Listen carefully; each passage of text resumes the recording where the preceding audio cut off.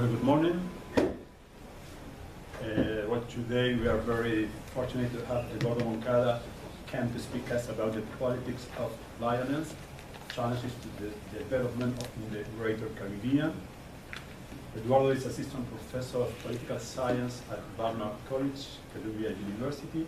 His research focuses on the political economy of crime and violence and its implications for democracy and development in the urban developing world. He's author of City, Business and the Politics of Urban Violence in America. His book, published by Stanford University Press this year. His research has received support from the American Society of Criminology, the Ford Foundation, and the Open Society Foundation, and the Social Science Research Council. Eduardo will speak for about 30 minutes, and then we'll have time for questions and discussion. Thank you. Good afternoon, everyone. Thanks to the Institute of Latin American Studies for organizing the event, and Professor Kessler for serving as a moderator today. And thanks to all of you for coming through the strange weather we're having over the past few days to come and listen to me talk a little bit about some of my research on the politics of urban violence, with some thinking about potential challenges it poses for development in the Greater Caribbean. It's particularly interesting to be speaking about the Caribbean because much of the research on urban crime and violence focuses on Latin America, right? In part because the region is indeed among the most violent regions in the world, a fact that often gets highlighted in the media. That said, what often gets lost in the headlines on violence in Colombia, Brazil, and Mexico, and in research on those countries, including my own, is that trends in violence in the Caribbean are often on par with and sometimes actually exceed what we see in the countries that we normally focus on, right?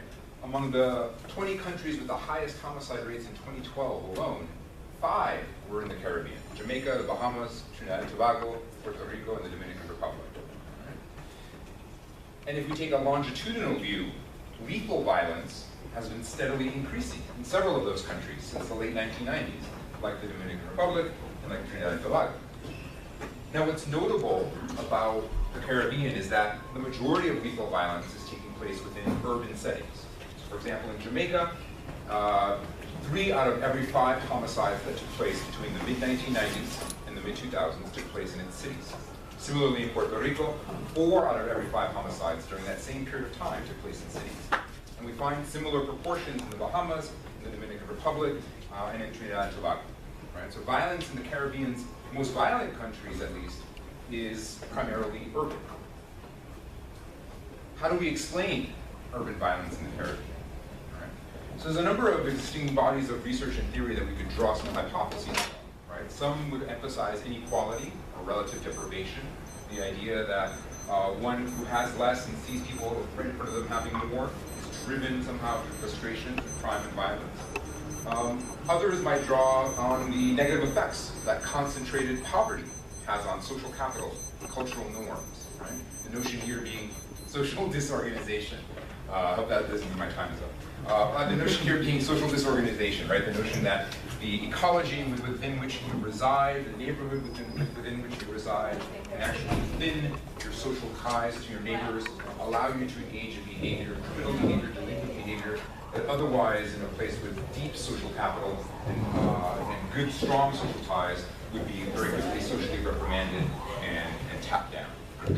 Others might look at institutions, right? Institutional explanations that point to the absence of the state and its inability to enforce the rule of law. The assumption being here that in places where the state is absent, it's anarchic and criminal actors and individuals will engage in violence. We don't have time to sort of assess the explanatory power that each of those holds across the Caribbean, but I do want to highlight one additional and I think related explanation that underscores the value of and the need for more comparative study of urban violence that includes both Latin American cities and Caribbean cities, right? And that's the return of the drug trade to the Caribbean, which coincides with the upswing in violence over the past decade. And I say the return of the drug trade because the region used to be a major transit point for cocaine and heroin traveling north from the Andes during the 1970s and 80s into Miami and through distribution networks in the United States. Then in the 1990s, The US, in coordination with governments in the Andes, sought to eliminate that Caribbean route. They succeeded in doing so, displacing the trafficking route into Mexico and Central America, where it is combined with a variety of other factors here to produce some very intense levels of violence and criminality. But over the last few years, the Caribbean route is again assuming a prominent role in the transit of illicit narcotics. Right? So what does that mean for the nature of the violence within parts of the Caribbean, the most violent portions of the region? Well, it means that we're seeing dynamics, at least from a top-down level, that are similar to what we're seeing in other parts of Latin America, that are also experiencing drug-related violence. Right? It means we're seeing growing emphasis on the militarization of crime fighting in the region. We're seeing the emergence of powerful armed actors, non-state actors, and we're seeing the destabilization of our traditional social science understandings of what the boundaries are between states, societies, and criminals, right? We often like to put these in sort of neat containers and a typology, but it becomes very difficult to do that when drug cartels, drug gangs, everyday criminals are working alongside, sometimes with, sometimes against the state, right, as part of the drug trade. Or a blurring of the boundaries between, more broadly, formal and informal politics in the region, right? And in both the political realm, but also in the economic realm, between licit and illicit economy. And again, I think this makes it important for us to think about how do scholars, how do policymakers from the two regions and who study the two regions, how do we learn from each other? But if we're going to learn from each other, I argue that we need to think very carefully about how we study the politics of urban violence. Research on criminal violence largely uses one of two analytic approaches, right? The first is kind of like a micro-level approach that focuses on the origins and dynamics of violence in a single neighborhood or perpetuated by a single armed actor. And that provides us with amazing fine-grained detail, but it also poses some challenges for generalization of theory. A second approach kind of zooms out to the macro level. It considers the politics that shape national government responses to violence.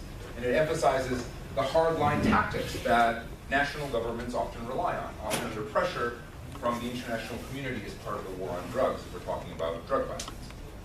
That approach gives us great insight into the international politics that have an influence on local violence, but it downplays the role of local politics, right, in shaping the very dynamics on the ground.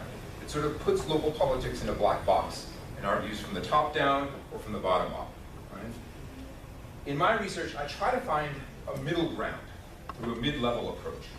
And here I focus on city-level politics to bring local government and other formal and informal political actors into the analysis within the city.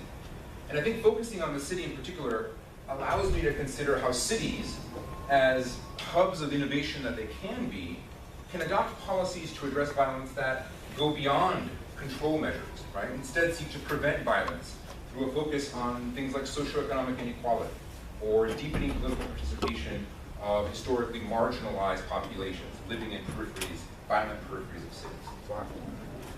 So, given this focus in my research, which I don't see as a competing explanation or a competing paradigm, but instead a complementary one to try and broaden our understanding of the politics of urban violence, given that focus in my research, I try to understand what shapes the ways that cities respond to criminal violence. And more specifically, I try to understand what factors shape the nature and trajectory of the political projects that cities launch in response to violence. Now note here that I call them political projects, right? And it's worth underscoring that because international development agencies often suggest that tackling urban violence requires taking politics out of the process. Right? I find that responses to violence are inherently political, right? And they're political because responses to violence can assume many different forms, from the classic sort of hardline response that emphasizing using state coercive force to eliminate armed actors in illicit markets, to more holistic responses that place the need to strengthen the rule of law within a broader effort to address the root drivers of violence, reducing socioeconomic inequality or deepening democracy by increasing access to the state among marginalized populations. So the political projects in response to violence vary in their nature and their substance, and that variation has implications for the distribution of resources and of political power within cities. to shed light on those issues, I carried out a research project over the course of several years that compared variation in the political projects that cities launched in response to urban violence. And empirically, the project focused on major cities in Colombia, Medellin, Cali, and Bogota, where I compared variation in responses to violence both across the cities and within them over time for a 20-year period. And the analysis situated local politics within broader multi-level politics as well. And I also collected data for shadow cases in Mexico, including in Ciudad Juarez, on the US-Mexico border, and Monterrey in Mexico. I collected various types of data through various means, including archival materials, participant observation, and over 200 semi-structured interviews with a range of actors involved in the politics of urban violence, from current and past criminal actors, to elected officials, to business leaders, to civil society representatives, and everyday citizens in some of each city's most violent neighborhoods. And then I took that data and triangulated to try and generate some confidence in how I was coding my key variables and outcomes of interest.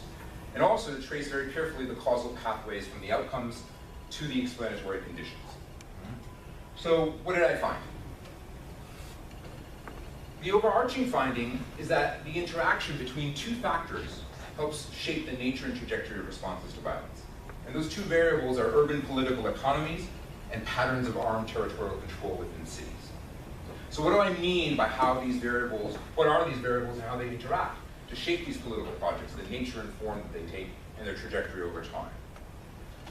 By urban political economies, I'm talking about the nature of relations between local government and the local business community, right? So why focus on this? If we're talking about drug-related violence, if we're talking about international cartels, why have a focus on local government and local business?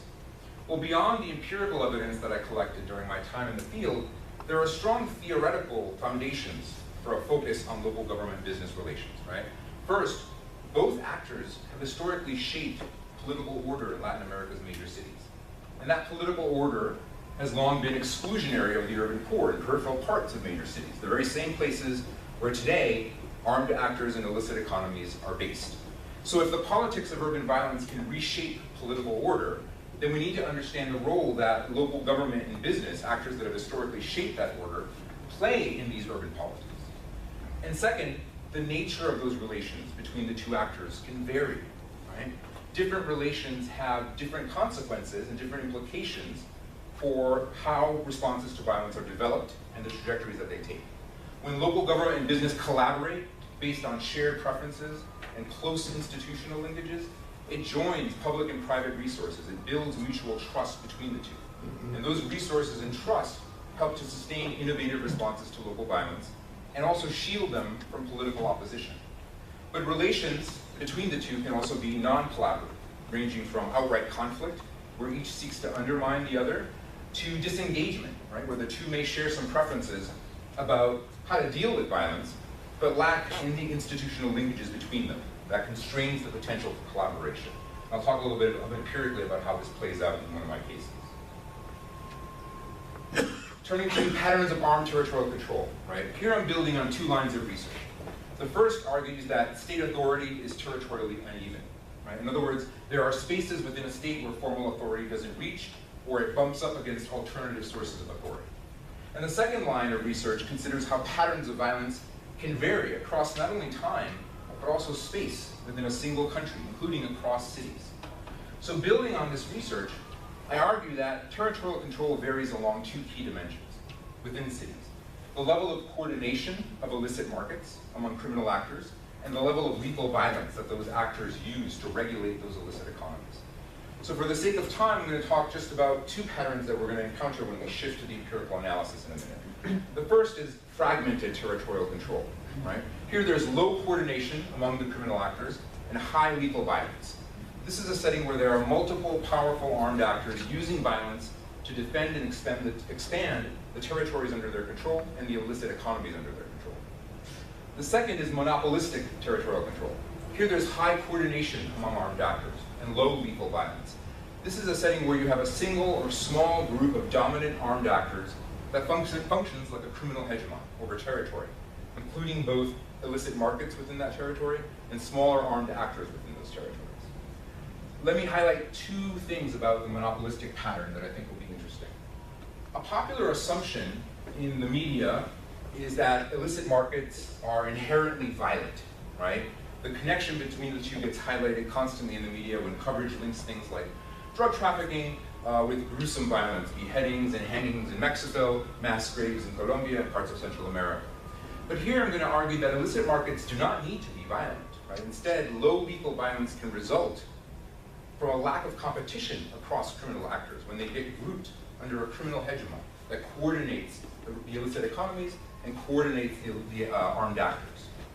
And second, because they are characterized by low violence, these monopolistic patterns of control also generate political opportunities for political projects that go beyond hardline policing and repression to instead address some pretty politically sensitive issues like urban inequality or access to the state among marginalized populations.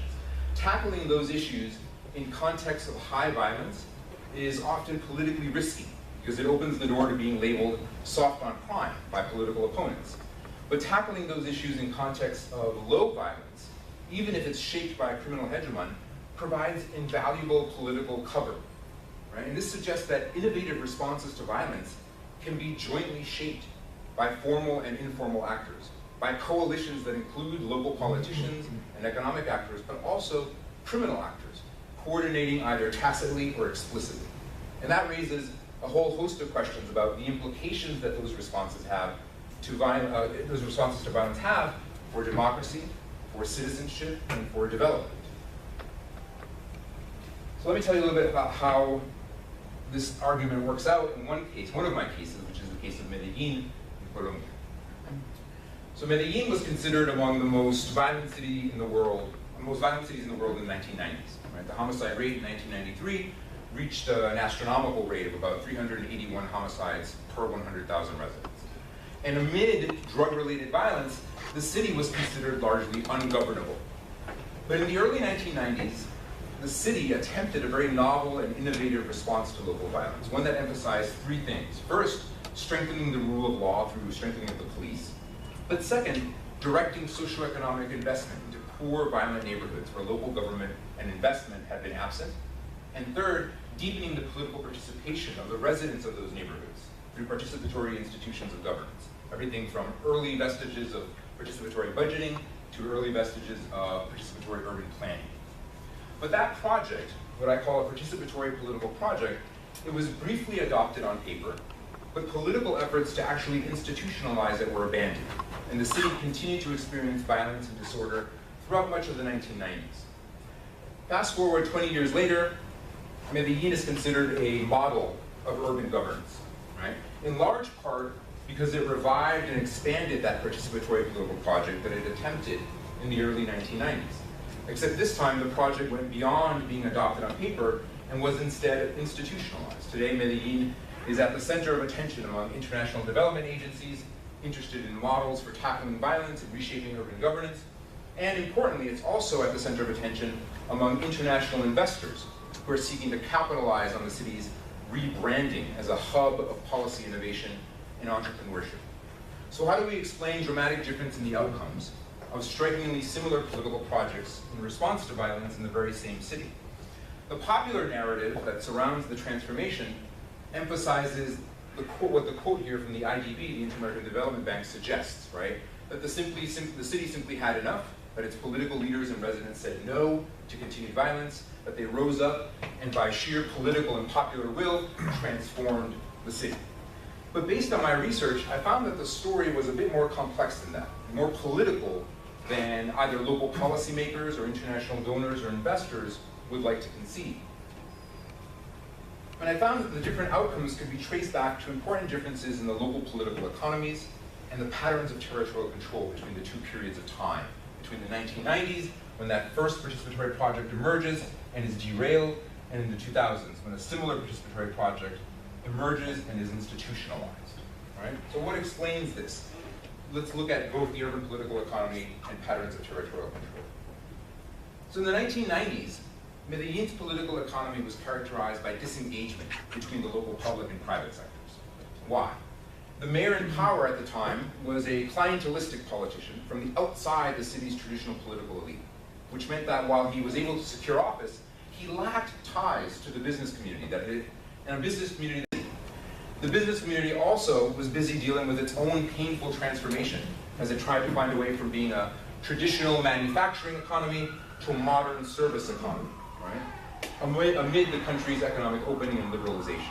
The business community at this time was starting to think about how do we internationalize Medellin, but it faced the daunting prospect of trying to attract funding to a city known as the most violent in the world, right? And with a mayor in power who it viewed as below the traditional elite that business had long supported and worked with to govern the city. That disengagement was in place alongside fragmented territorial control in the city. Medellin's peripheral neighborhoods were populated by literally hundreds of criminal gangs, street gangs, youth gangs, even urban units of actors linked to the country's broader civil war. So the result was a fragmented territorial control with intense competition over territory and over illicit markets, producing what one civil society leader who I interviewed called violence with 1,000 heads in Medellin at the time. All right?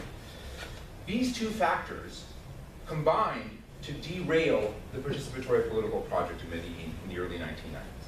That project was launched by a coalition between first reformist actors in the national government who wanted to reduce violence in Medellin and undermine the power of local drug traffickers, and second, local civil society based within the city's violent periphery. That coalition, however, and that project came up against disengaged public-private sector relations. That disengagement enabled the public sector to focus on capturing the resources that the national government allotted for the participatory project, refusing to institutionalize measures to increase political participation among marginalized populations that would threaten clientelistic networks. Business, despite the potential for benefiting from the project by revamping the city's image, largely refrained from doing so because of its broader disengagement with the mayor. It did not want political capital to accrue to a politician that it viewed as below itself. And fragmented territorial control meant there was continued violence, but more importantly, it complicated efforts by the reformist coalition to even establish and maintain state presence in the conflicted territories when you had competing and overlapping criminal interests that claimed the lives of both participants in the project's programming and threatened the lives of the project's coordinators on the ground as well. The result was the derailment of this participatory project in Medellin amid disengaged political economy and very fragmented territorial control within the city.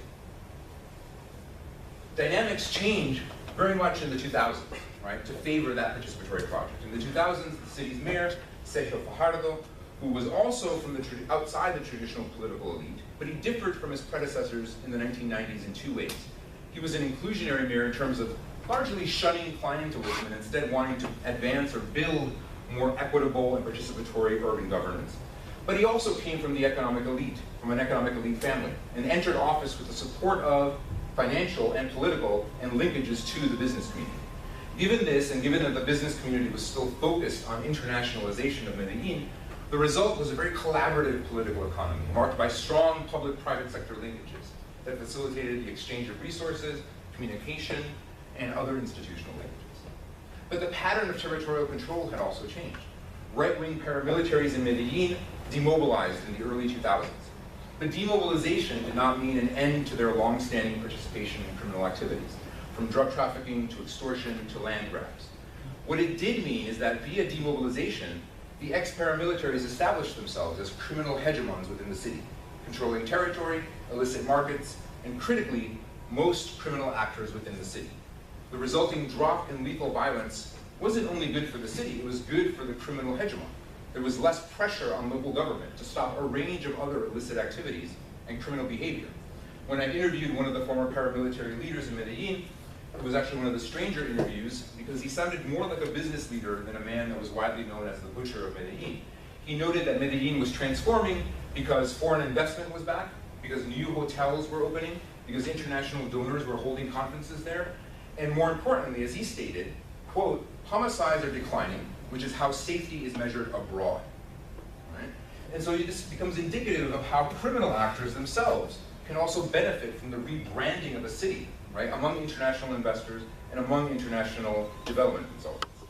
These two factors, a collaborative political economy and a criminal monopoly, enabled the institutionalization of Medellin's participatory project. Politicians gained political capital by claiming responsibility for what has become known as the Medellin miracle. Business gained profits as international investors flocked to the city and its ranking among global cities for business has steadily risen. And the criminal hegemon has also benefited, allowing the project to unfold in the territories it still controls as a way to mask the continued illicit economies that operate in those territories, and the other, less visible forms of violence that also continue to unfold, from armed robberies to extortion to sexual trafficking. In other words, the institutionalization of this participatory project, of this model that the international community lauds, is due in part to a coexistence between local government, business, and criminal actors, all of whom extract different dividends from that project.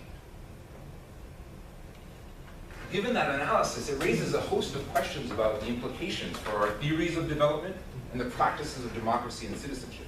If responses to violence in a democratic setting rely on collaboration between criminal and non-criminal actors, a blending of the illicit and illicit economies, then what does that imply for how we understand democracy to work, right? Given that one of the basic tenets of social scientific understandings of the state is that it is the actor that holds a monopoly on the legitimate use of violence, how do we square that with the politics of urban violence that I just outlined, right? What makes this all the more paradoxical is that the traditional indicators of democracy, participation in political events, voting, have steadily increased in parts of Medellin's peripheral neighborhoods.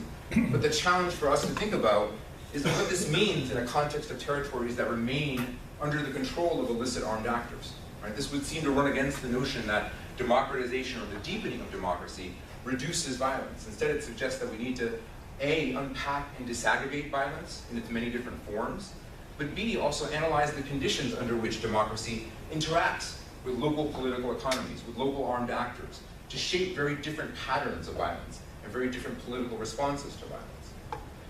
As I noted at the start, I don't work on the Caribbean explicitly, but hopefully some of you who do and can offer some suggestions or thoughts on whether this type of analysis would carry to the Caribbean or not.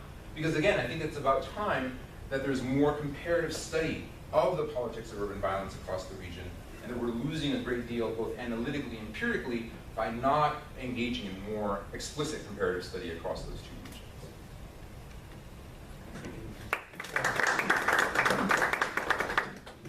Well, thank you. So we have time for questions and discussion. My question would be, my name is Felipe Camargo, I'm from Brazil, from Rio. We sort of have this problem there. Yeah. So my question is related to what you think In other words, the institutionalization of this participatory project, of this model that the international community lauds, is due in part to a coexistence between local government, business, and criminal actors, all of whom extract different dividends from that project. Given that analysis, it raises a host of questions about the implications for our theories of development and the practices of democracy and citizenship. If responses to violence in a democratic setting rely on collaboration between criminal and non-criminal actors, a blending of the illicit and illicit economies, then what does that imply for how we understand democracy to work, right? Given that one of the basic tenets of social scientific understandings of the state is that it is the actor that holds a monopoly on the legitimate use of violence, how do we square that with the politics of urban violence that I just outlined, right? What makes this all the more paradoxical is that the traditional indicators of democracy, participation in political events, voting, have steadily increased in parts of Medellin's peripheral neighborhoods. But the challenge for us to think about is what this means in a context of territories that remain under the control of illicit armed actors, right? This would seem to run against the notion that democratization or the deepening of democracy reduces violence. Instead, it suggests that we need to, A, unpack and disaggregate violence in its many different forms, but B, also analyze the conditions under which democracy interacts with local political economies, with local armed actors, to shape very different patterns of violence and very different political responses to violence. As I noted at the start, I don't work on the Caribbean explicitly, but hopefully some of you who do and can offer some suggestions or thoughts on whether this type of analysis would carry to the Caribbean or not. Because again, I think it's about time that there's more comparative study of the politics of urban violence across the region, and that we're losing a great deal both analytically and empirically by not engaging in more explicit comparative study across those two regions.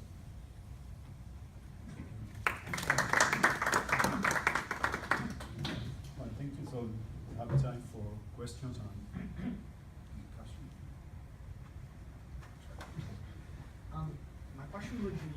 sorry. My name is Felipe Camargo. I'm from Brazil, from Rio. Yeah.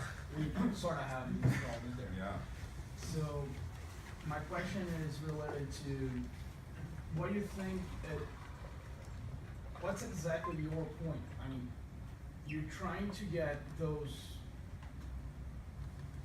sort of very apart gangs and taking to an hegemon and control them by being an hegemon, and like the government can control them better, or sort of like this, and you argue that this is a path to development, and this can be adjusted to the Caribbean because it happened in Latin America in general, or in Colombia, specifically Medellin. Could you explain a little bit more how those like hegemons act, and how this could be good or bad? Or, for example, in Rio we had these kind of thing happened in the 2000s, and right now we have a really big problem with those same hegemons we formed with militias and these kind of things. So how can I not pass through those hegemons, those people like this specific person you mentioned that, oh no, we have lower the butcher of Medellin that argues that it's better to have less killings and let me hear than actually have killings and like fight with me. Right. Great question. It was Marcelo? No, Felipe. Felipe, I'm sorry. Felipe. So, great question. Is it okay if I answer now? Yeah. Yeah? Okay. One point is that I'm certainly not arguing that this should be the policy plan, right? That policymakers and mayors in other cities in Rio or state governors in Rio should look to it and say, well, we should build a criminal hegemon and that'll facilitate us getting to where Medellin is now. That's not I hope that's not what came across, because that's not my point, or not my intention. I think what I'm trying to do is highlight the fact that in a case, if anyone has heard of the case of Medellin, it's hard not to, go back here, it's hard not to sort of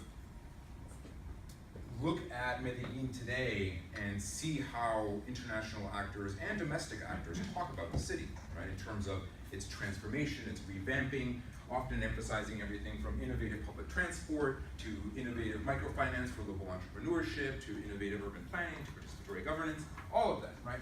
But part of the story there that doesn't get told is the dark side of politics underneath that, right? Of individual interests, both from the politicians who led these projects, right? Who we can talk about and we can say, yes, they were good politicians insofar as they wanted certain things for the city, but they're also politicians who want to get elected and get to higher office, and who use their experience here in Medellin to be able to push themselves higher up and compete at higher levels of government.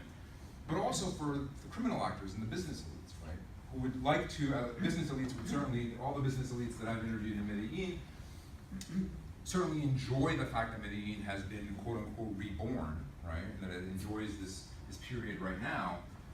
But there is underneath that a tacit acknowledgement of the fact that these low levels of at least lethal violence in Medellin, right? And the relative opportunities that offers for state institutions to enter neighborhoods, for people from the state to go, like social workers, to go be able to go to some of these neighborhoods and work with the local community, that opportunity is in part shaped, yes, perhaps by some of the policies that are being implemented, the formal political policies, but also by the informal politics, right, of how these actors interact, of the fact that you have a criminal hegemon that very shrewdly and strategically tries to keep lethal violence artificially low as part of keeping pressure off of itself from the state, right? So, I guess, Felipe, I wouldn't say that I'm advocating like, this is the way to do it, right? This is the way to get to where Medellin is today, because who knows, maybe we don't want Medellin today, that we don't want that for our Rio, right? Because part of this then becomes, well, what does it mean when democracy, and when people in the periphery understand democracy as tacit and explicit agreements between criminal actors and the state, right? What does it mean when everybody acknowledges that, yes, I can go and vote and I can participate in my local participatory budgeting meetings, but I can only do that because there's a peace between criminal actors and the state, right? What does that mean for how we understand democracy and how they understand democracy? It raises a whole sort of host of questions in that respect. Yeah. My name is Eduardo. I come from Mexico, from a very violent state, the state of Michoacán. Yeah. So I found your presentation very it's fascinating. It's terrible, but fascinating. My question is related to Colombia as a country, because when I listen, I have heard and I have read about the transformation of Medellin, but I recall when you were discussing this, that back in 1991, Colombia faced, in the middle of the drugs and guerrilla warfare, the rebuilding of the constitution. Correct me if I am wrong. Yes, It was 1991. 1991. And then M19 was sitting at the General Assembly. Mm-hmm. That was back in the 90s, but now you are settling with the Civil War. FARC. Okay, so it seems to me that Colombia is very peculiar for Latin America. As Latin America, it looks more like the post-war Europe after the Second World War, where the former enemies could sit down and rebuild the country. And I think that that's a, I don't know, correct me if I am wrong, because I'm an outsider, so I look into Colombia because I have friends and I read a lot and whatever. But it seems to me that there is some kind of peculiarity in Colombia, a social issue that allows to move from solving the problem violently and then sitting down and Negotiating. yeah. Yeah. Yeah. So my question is, do you think this may play a role in the reshaping of Medellin? Is this what I'm saying? Is it real, or is it an idealistic idea? Because what I see in Mexico is completely the opposite. That's a great question. I think it speaks to the broader issue of, Colombia, you put Colombia up on the map, and you put up homicide data, you put violence data, and it's always sort of the outlier, right? And so people always say, well, how much can we extract in terms of lessons from the Colombian experience? And then they go to the question that you're asking, which I think is a very good question, about the intersection here between criminal violence and political violence, right? Which we can't get away from in the Colombian case, when you have guerrilla forces and right-wing paramilitary forces that are also engaged in drug trafficking, that played big roles in a lot of the violence that took place in Medellin as well, right? So how much can we extract from that? And so I've thought a lot about that, and the one thing I've thought about is, well, okay, so if we look at the Mexican case, where I've done some work in Juarez and Monterrey, and I think about how people are starting to talk about violence in Mexico, it has strange echoes of how people were talking about violence in Colombia in the 1990s and 1980s, right? In terms of, one thing, allowing for the idea that some of the actors involved in the violence aren't simply criminal actors, or I shouldn't say simply, but only criminal actors, but also have political agendas, right? So the thing that comes to mind is comunidades de defensa, right? Are vigilante groups, self-defense groups that are emerging in Michoacán, in Guerrero, in Oaxaca, and other places of Mexico, who ostensibly, like the paramilitaries did, like the guerrillas did, emerged to defend security, right? And then have taken it a step further to now compete in local elections, to put people in local office, to intervene and selectively, there's data out there that shows selective targeting of political opposition from the PAN during 2006, 2012, which raises all sorts of a host of questions about, well, can we call what's happening in Mexico today criminal violence? Is it a criminal conflict? Is it political violence?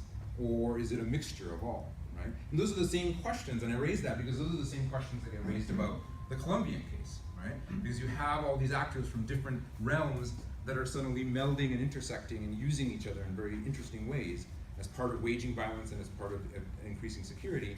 And I think you see parallels to some degree with what's happening in Mexico in that respect as well, right? So I guess all of that to say, I wouldn't consider the Colombian case so far an outlier that we can't draw lessons from it to try and inform our thinking about Mexico. If anything, what I've seen is people trying to understand, how does Colombia 20 years ago help us think about where Mexico is today? economic violence, no, I agree with your implication that violence has to be, brought under control when you have disintegration. Now, in terms of the economic violence, today we have this, this global, neoliberalism and inequality and everything like that. And I think that's a form of violence against people. And people are reacting, to counter-violence. Now, we may have a problem with getting that counter-violence under control. I'd like to ask your opinion of that.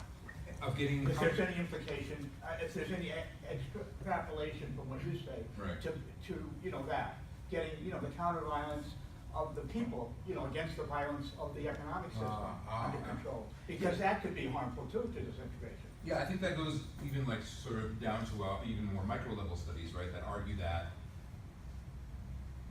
about the logic of why young men engage in armed violence in the periphery of Medellin or in Cali, in Bogota, in Rio, and other parts of Latin America.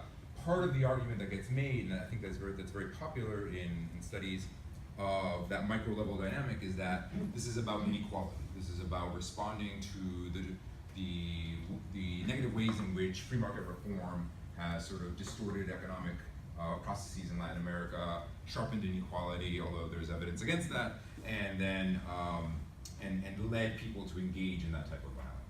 I think one thing to be careful about in that respect, right? I think certainly these macroeconomic structures and macroeconomic forces play a role, and we have to unpack them. But I think then it becomes difficult to argue that that's the sole explanatory variable, or that provides us with the main explanation for why people are engaging in violence in Latin America. Given that you can have communities next to each other, right next to each other, that have both been exposed to similar economic forces, but one engages in violence, or members of it engage in violence, and one is relatively peaceful as well, right? Even though they're both exposed to free market reforms and to competition and international investment. So I think it's a variable that needs more unpacking, if anything, right, to be pursued in more research. You mentioned at the beginning Trinidad and Tobago. Now, I lived in Trinidad in 1950. In fact, I met my wife when I was married there. And she was from Tobago, and we have relatives there. We keep in touch. And I also read Carib Life, which is a weekly publication published in Southeast Queens. And the violence over there is not due to drugs. People are not addicted to drugs, but most of the violence are among family members. People stab each other doing arguments, especially during festivals like this week, because we have Carnival or Easter. So the drugs come from Venezuela. They pass through Trinidad, but the people. Now, I don't know what causes the violence there, because when I was living there, violence was very rare. I was able to travel and walk around the streets, and there was never any crime. But now there's crime. I read that people are killed, especially, as I said, during family disputes. They drink too much. People have more money. They can spend money on rum.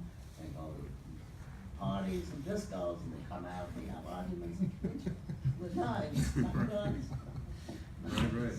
No, I mean, I think, like I said, I don't study the Caribbean, so I'm sure you're correct that these are parts of what's contributing to the violence. I think, but I think it is also undeniable that there is a marked incursion of the drug trade into places like Trinidad and Tobago, which just raises, kind of parallel to the Mexico question, like raises questions about how that's going to intersect with local conflicts, with pre-existing conflicts, community conflicts, personal conflicts. How does the drug trade sort of fuel or not fuel local aggression?